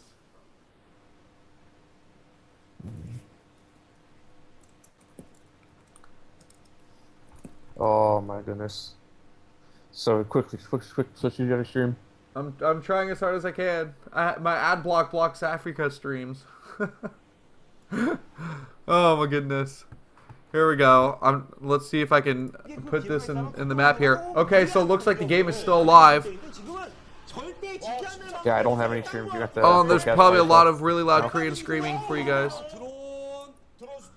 I better turn that down. Okay, and so Larva looks like he's still alive, and there have been notes for Killer so far here, but a lot of drone losses for Larva, as he looks like he has eliminated the mining from the main base. There's a spore colony in there to defend, and still a few mutas out. Oh, but Burrow has been researched. And the drones are underground to defend themselves from the mutas as Larva looks to try and get some kills off. Did Killer just waste 150 minerals and gas on Burrow? Unless I got that backwards. So that's probably one of the. Oh, looks like Killer's muta count is way higher than Larva right now, and would be able to control the air. Some nice muta splitting though to make sure he didn't die from the glaive attacks here. And I think that just Larva's still in a really bad position. The muta count, along with the Scourge, is still just way too weak. As long as good muta control does happen here, and each of the Scourge do get picked off. The Spore Colony trying to do some damage, but it's not really in range of the gas. So the gas can be targeted down with the mutas as long as they're clumped up properly. And in fact, targeting the spawning pool was allowing the hatchery to get hit also. So GG, looks like Larva's going to have to call it. And that's going to be the end of that game for Group B. Killer taking a pretty easy win right here. Larva put up a decent fight in the end, way more than we could have expected based on the build order advantage that Killer had early on in this game. Like we were talking about again, you just can't you try to go for the classical Zerg build with the early hatchery like that, man. It's not going to work. This map just simply does not allow for it. Like, just losing those 300 minerals right at the start for a Zerg player is so bad, because it's not like a Terran player. You can make it up in adding more production facilities or something like that, or just live in your own barracks. Oh my goodness. We still don't have the stream up. So actually I'm just going to... Well, you can watch my stream if you'd like, or the Azubu stream. But I've got the Azubu stream seems to fit in pretty nicely within whatever dimensions I had for the other stream. So we're gonna stick with that for right now. Mm-hmm. So like we're gonna have a interview with Killer right now. Mm-hmm. Yeah, see how short Killer is, dude. He's so small, man. He is tiny, and he looks like he's 15. All right, I'm gonna take a quick break, guys, and we'll return in a minute here. Enjoy watching the Stargirl and the cute little Killer.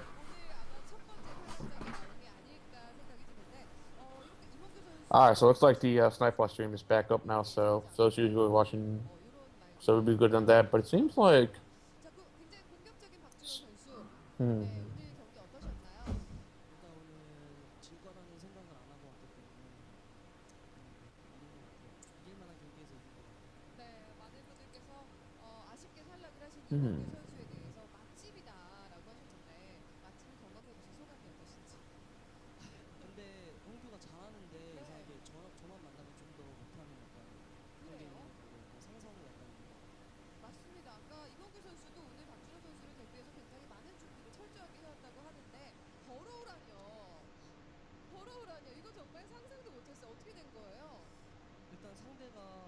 본진에 방어타워를 짓는 걸 보고 올 게 빈집밖에 없어가지고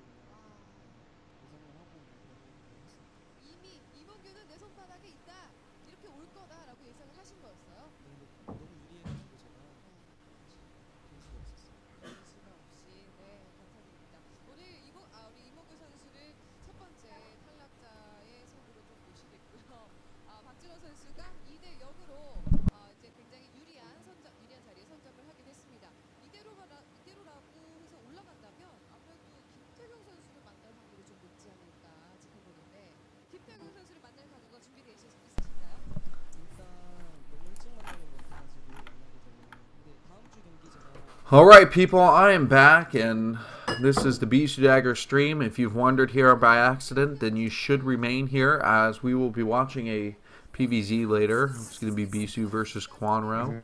If you're up this early and you don't know why, then StarCraft's the reason. This is why you should remain on this channel, even if you're lost. And to keep being up so we can continue this Pavlov's experiment that we've been conducting for the last week and a half. Right. So actually, do you want to? So I actually have both the Azubi stream and the Sniper stream up. So both are pretty much at the same time. I'm just going to use the Azubi stream for now, since that hasn't been lagging yet for me. And there's that kid again with the handmade cheerful. Right. Oh my. Yo, is that the yeah, that is the Samsung Galaxy X5. I actually have that. Awesome. Dude, I have the You're exact such a boss. same phone, almost the exact same phone. It is such a good phone, man. I have the 5 Active, which comes in a camel pattern. Oh, it's so good. It's like it's also waterproof too. Oh.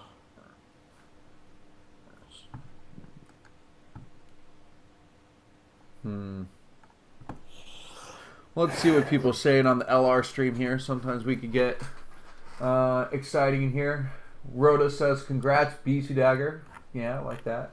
But only 3 pages of chatting. I guess people are burned out from the SSL earlier today, I gotta say. And the fact that these games have been less than stellar. I don't think it's less than stellar, it's just that, it's just not the level of hype yet. We'll definitely see more people turn out for later in the tournament itself.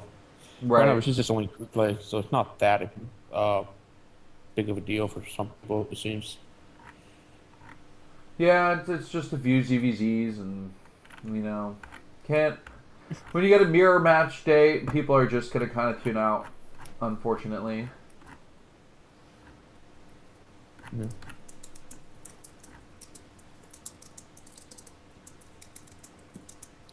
So it looks like we're actually going to jump right into the next game. Oh, no, sorry. That's commercials. You've been tricked by trickery. Oh, my goodness. Well, Avalon does not disappoint again. Extremely quick match. We're going to be going to La Mancha, which you were talking about. It's pretty good for Zerg. It is good for Zerg. Mm-hmm. I would imagine 3-hatch Hydra could be pretty good here. I don't think Quanto's never been the kind of player who would go for 2-hatch Hydra, but if you're going to do any kind of cheese, it would be 3-hatch Speedling. Right. Which is actually really fun to watch. Because if you can defend a 3-hatch Zergling type aggressive build, then you are like a toss that is awesome with crisis management. Because those lings are absolutely brutal to your natural base.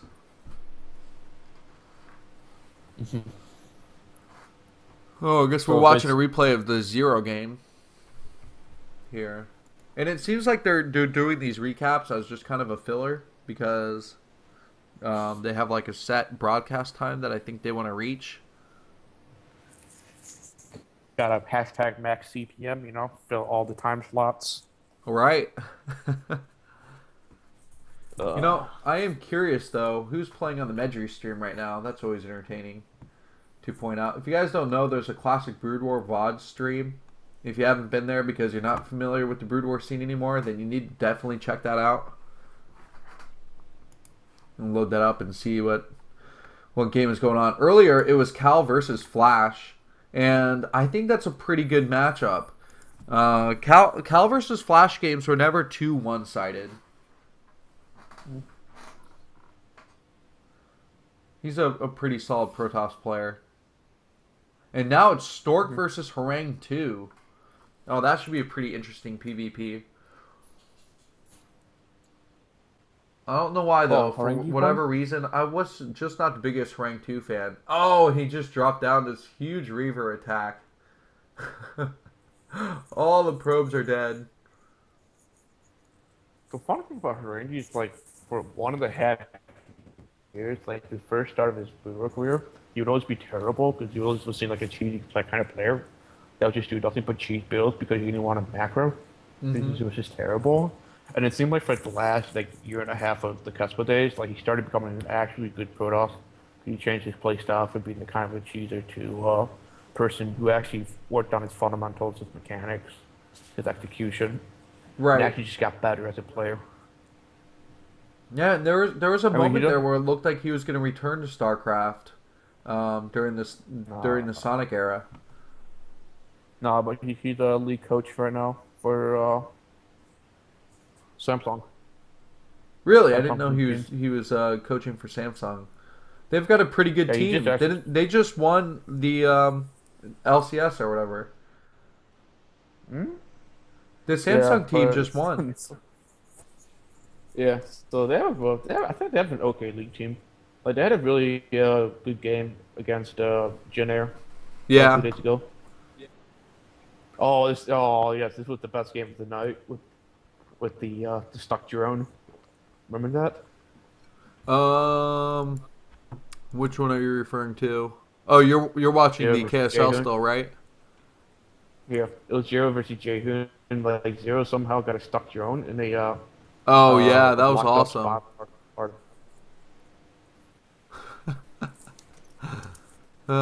I switched over to the Medri to the classic Brood War stream. I put it on my on our stream.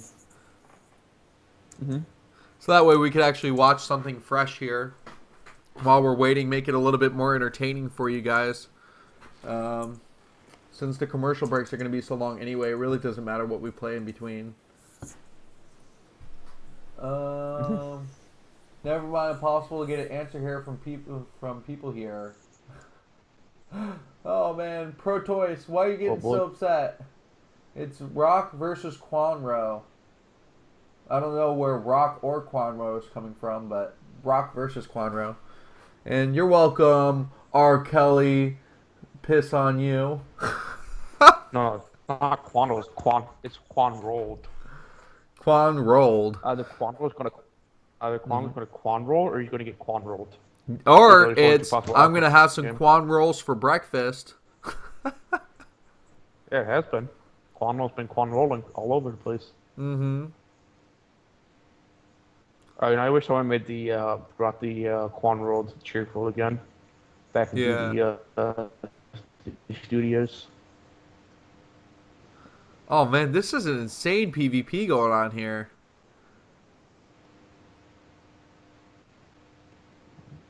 There's some heavy Dragoon attack here, and it's showing how hard it is to take down a Dragoon on the high ground. You know, it's such a clear advantage between the cliff and the low ground here in the Dragoon battles. So you always take the high ground. Trust me. I'm a Brood War doctor.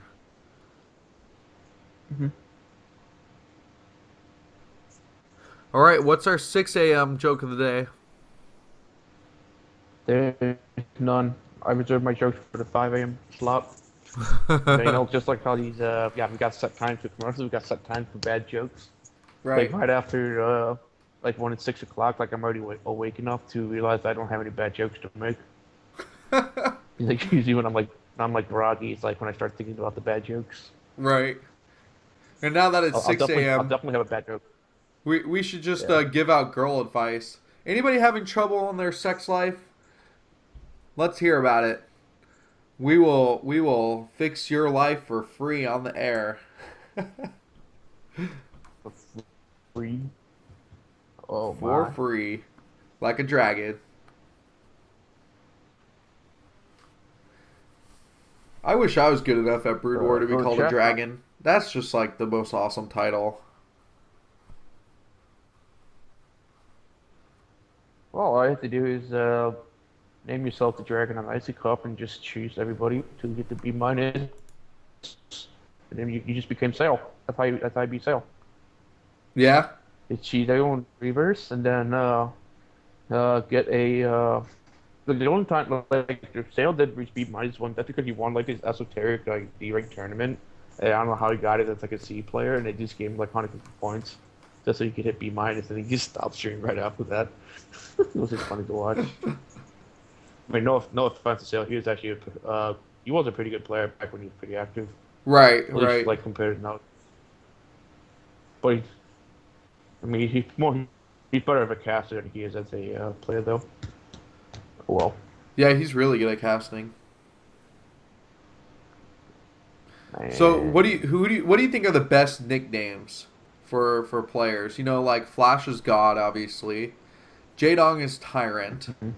Who else do we have that we have good names? Like Stork is the Dino Toss. I think Dino Toss is pretty cool. We have Shine the Toilet Zerg. The Toilet Zerg. That's a pretty bad one. Well, that's the reason why he did that 3-hatch, because he said in the interview that he had used the wrestling really badly, so he decided the 3-hatch as a Protoss opponent. That's what I know. How awesome is that? And then again, just simply that he 3-hatches every game doesn't really matter, so maybe he's had the poor bladder. Yeah. Poor bladder control. That's too funny. Then you got Calm as Clam. Calm as Clam. You got, yes. Effort as Alien Zerg. Mm-hmm. Alien Then Zerg's you have pretty Hydra cool as too. Cyclops. Then you have Hydra as Cyclops Zerg, because Hydra only has one working eye, if you didn't know. Right. Yeah, that's actually something I forgot. That's a good little tidbit there. Oh, wow. A lot of people, you know, and Hydra's playing StarCraft 2 now, and I don't think a lot of the StarCraft 2 fans know about this. Oh, they don't. Yeah. Oh, this is back in the day when Stork still had the glasses, man. Oh, my goodness, I remember this. So what was Nana's nickname? Did Nana have a nickname? Nada? Yeah. I thought Nada was Genius Terran. Was he Genius Terran? Okay. Yeah, that's not so creative. I mean, Boxer got the Emperor, and that's pretty awesome. Yeah. The Emperor Boxer just sounds like, you know, the king of all of Brood War. Mm-hmm. And then you had what else do we have that had pretty cool nicknames? I think Storm Zerg's a pretty good one for yellow. Yeah. And then what? Storm Zerg. What did Jongbi get? Because Jongbi's like the Storm Toss or something. Yeah. Storm Toss. Oh no.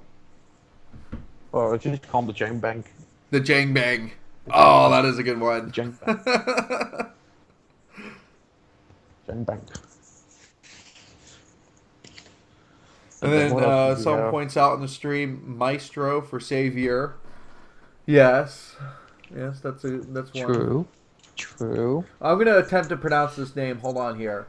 That was given by Allah Namenejatuga. Oh my God. Alanem Jatagna. Did you just smash your face on your keyboard? Why did you think of that name?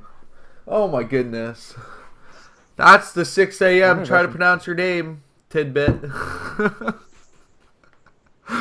Oh man. Some people have really good names.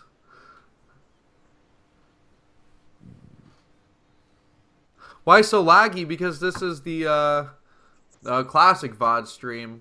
And, oh, we're almost back, aren't we? Looks like we're doing player intros or something here. But that probably means more commercials first. I think more commercials, man. Dude, you're missing out, though. This Harang 2 versus Stork game in a PvP is still going on here. There's a Reaver with 26 kills that just died. Oh, my God. This is absolutely insane. I don't know how Harang 2 hasn't lost yet. Stork has killed about 30 or 40 probes with Reaver kills. And this is back when Height Sparkies had a team. 2011? I didn't realize Height still had a team back then. But I guess that's right before they disbanded. Yeah, like Height dissolved, Eastro dissolved, who else dissolved back then? Mm-hmm. Height, Eastro, I'm thinking one more for sure.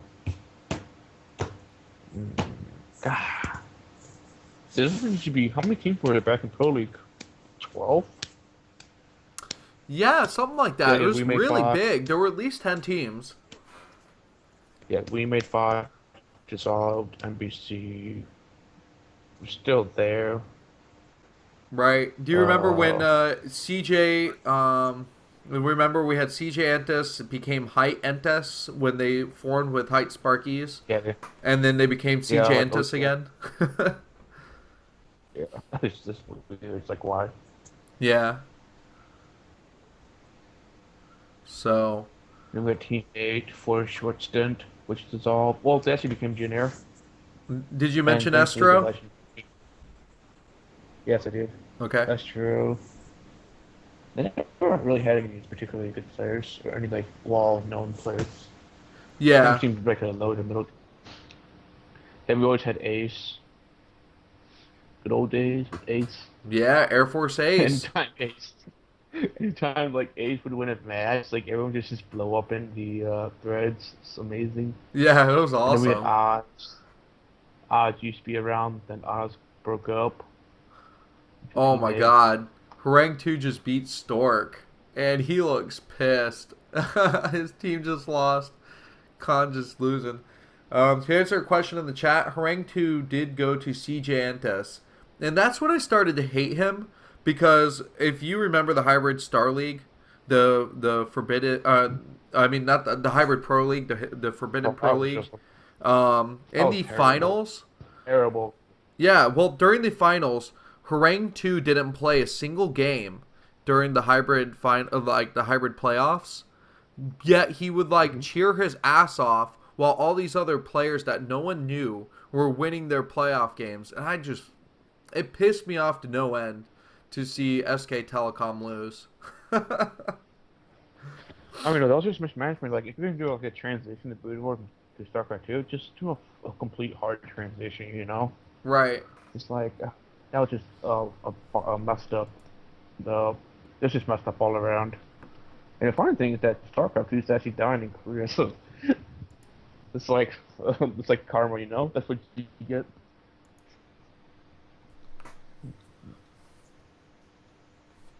So it looks like let's just start talking about the game right now. We have Quandrel versus Rock. Mm-hmm.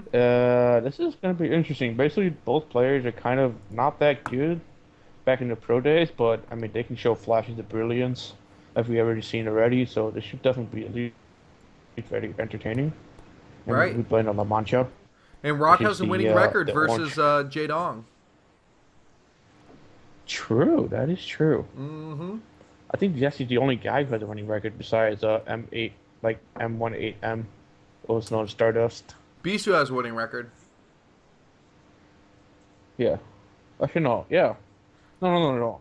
There's only like 2 players. No, 1 player who has a winning record against Flash. That's M18M. Oh, Who's against Airport Flash, Crossbow. yeah. When you count like a total of 5 or more games or something, it's really Yeah. rare. No, because like I remember that match, like the last match they played, MA18M procced 3 gates in a Reaver, a Robo Bait in the middle of the map. Yeah. It was so brilliantly done. It's like that's kind of stuff you have to do just to beat Flash. Right. God, and Flash was so good in TVP that when he lost, he was on that win streak in the final True Pro League, and he lost to, who was it, Deer? With like a couple weeks left in the match plays. And the reason he lost to Deer was because he canceled a single turret, which allowed a Reaver play to occur. It was incredible. No, it was switching. He canceled a turret, and then he studied Flash's replays, so he knows that Flash always scans 2 very specific locations or area location every time in PvT, and those spawn. So what Deer would do, he would like hit his Robo-Bear in a different area of the map where Flash would never scan it. That's Right, it allowed was him to get absolutely better. brilliant studying. It's just a pro league match too, so basically like all Product players had to know that as well. So basically, the entire team had to come up with a strategy to defeat Flash. That's how much of a monster Flash was. Right. Oh, and Where you look. need to have the entire team prepping to snipe him, just like Sorry, that. I just want to point out that the Stargirl just told Rock that he was on camera and he needed to put on his headphones. Oh, well, he's got it situated now. 37.68% win rate against Zerg from the Kespa era. So obviously not the strongest PvZer in the world. But this is the new reformed 2.0 Rock and the Sonic era of StarCraft. So I think we're going to see something a little bit more exciting here. Let's not just say right away that he's going to lose. Although I will be picking Quanro to win this match. Yeah, I feel like Quano is definitely the stronger player. Right. Opinion. I mean, then again, who knows? It's Quanro. Mm-hmm.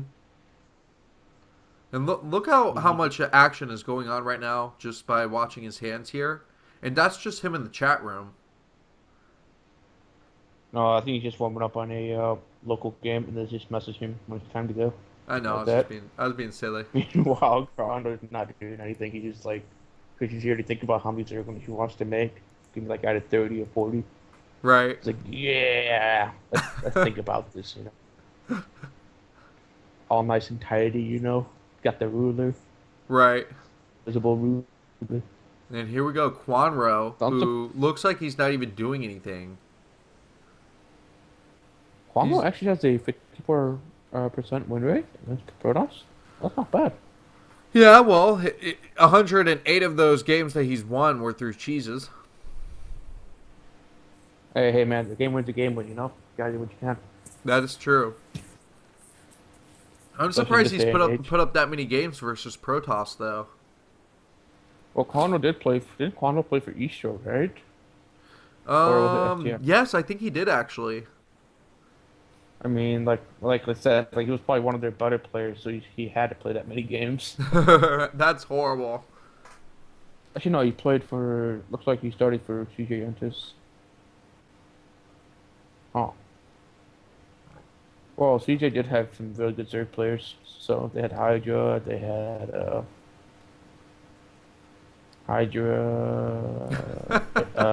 Effort. Well, that's about all their good Zerg players, actually. Now I'm thinking about it. Like, CJ Enter's always kind of like that third place, fourth place team. Yeah. You know, it's like they never just break into the KT, SKT stronghold. They're kind of like the gatekeepers up there. Yet they still perform well in individual leagues. Mm-hmm. So, you know who ended up having a pretty good Terran lineup? Did Baby end up on Team 8 with C, or were they on NBC Game together also? Teammate. Baby went Just straight from teammate. Teammate Fox to Teammate. Right. Yeah, And then he people got thought traded that was to going to be KT. broken. Well, then he got traded to the KT during StarCraft 2 time. So I don't even know what he's doing right now. Right. You know, I don't follow the StarCraft 2 scene anyway, so... Look, I have, like, no knowledge of any where the players are or whatever's happening. So it looks like we're about to get started into the game right now, so this time I won't be fooled by the camera guy because it's a non-mirror matchup for once in my life. Right. It looks like the matchup is in your favor. It's in all of our favors, man. It's also in your It's in favor, all too. our favors. Alright. It's going to be Group A, the last match of the night. I am BisuDagger on the microphone with Amazing XKCD watching the Kongdoo Star League. This is day 4, a Sunday, as we watch who's going to be advancing from Group A. A lot will be determined right here. Will it be a round-robin tiebreaker format here coming up soon? Or will Quanro win out and have a 2-0 advantage? Which means that when Bisu and Quanro meet each other, it would be 2-0 versus 2-0 records and make for a very interesting Saturday match on the 17th. Mm-hmm. But if Quanro goes too well, then basically both players somewhat secured their way out. Or almost secured it. Alright. Actually, no. Well, we'll have to figure out the tiebreakers afterwards. So Right. we're going to get started right now. So we're going to have Rock as the white Protoss at the top right, and we're just going to have Kongdoo as the I don't know the color of the Zerg already. The red Zerg at the top left. Oh, you're slightly ahead. I better refresh my stream. Guys, hang out real quick. Just want to make sure I catch up. So that way we're not casting at different times. Mm-hmm. So Don't freak out. You're just missing probes and drones, I promise you. So nothing happening so far. Quando's doing the lava tricks I talked about earlier in the stream with the Overlord, just to get that extra efficiency out of his drones. It looks like Rock's gonna send out a probe, get the early pylon at the natural, and now he's gonna scout in the right direction. This should be seen by the Overlord actually. So this actually is not bad for either player, but it seems like with this pylon scout, Rock's in a position to be able to block Quandoo's early hatcheries. He has to go for like a 12 hatcher over pulling 2 hatch. So we'll see what Quandoo wants to do. And we're going to see a overpool. It's a standard PvP build, allows you to get. This is going to be an aggressive build for Quandoo, as we could expect here. And Rock has all the information because he did scout in the correct direction here, and that's going to be good for him. But where is the Forge? We don't see the Forge put down yet. And is he going to go Nexus first? That's way too greedy. Way too greedy. Yeah, I don't think that he should go for that, but he might be going Nexus and then Forge after. Oh, he's going to go for the Forge. Oh, he decided. He finally made a good decision here. With the overpull, you need to have the at least 1 or 2 cannons up by the time the Zerg can come to your main base. Just give the timings of it. Wow, and those drones are chasing the probe instead of dropping down that hatchery. So still no hatchery quite yet. And that was a pretty good delay there, about 15 to 20 seconds. So Rock playing really good with his probe micro early on here. Well, actually, Quandoo didn't have, technically, the Quandoo won't have the money anyways for it, because you generally have around like 300 minerals when your spawning pool pops. You can use like your first 150 on the Zerg, and then you have to start waiting for your drone to be able to morph into a hatchery. So it looks like Quandoo's going to play it safe. Sorry, Rock's going to play it safe with the 2 cannons, and Quandoo's going to add his 3rd hatchery down to the bottom left, natural, and get his gas up. This is pretty standard play from both players so far. Well, note that Rock did cancel one of his cannons, which is pretty huge here, but he does identify with his scouting that there aren't going to be lings being too aggressive. So Quandoo went with a build order that kind of forced a decision with the Rock, and hopefully it would have hurt him a little bit more, but it seems like Rock's managed this pretty well. And we'll just be going for that standard Forge expand. Yeah, but at least with the build order, it forces Rock to be honest with himself. Oh, here we are. Hydra bust. You're going to see a Hydra bust, guys. Absolutely. And this could be that 3-hatch Hydra that we thought maybe he wouldn't do because it's not the standard style of rushing that he goes for. So I feel like, though, if you're going to do a Hydra bust, you want to have the closer hatchery. Or maybe just be part of Quandoo's play to trick Rocket to think it is a standard Spire build. It could be it could be a lurker build too, although there is not a second gas taken quite yet. If he goes for a slow drop lurker build, it could be pretty effective on La Mancha, as there won't be anything scouting towards the bottom right location of the main base of Rock. He doesn't even have a pylon out there to check and see if there's going to be a drop.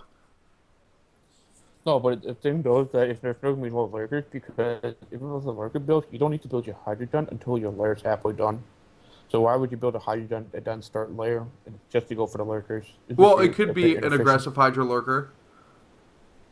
But I see your point. Possibly. I think it's just going to be a standard Hydra bust coming out from Quandoo. Quandoo needs to kill that probe though, because that probe is not letting Quandoo safely move Hydras across the map. Right. So I'm wondering if Quandoo invested into speed, or this is going to be like a fake Hydra bust coming out. This is the kind of play that Zero would do, where you would build an early Hydra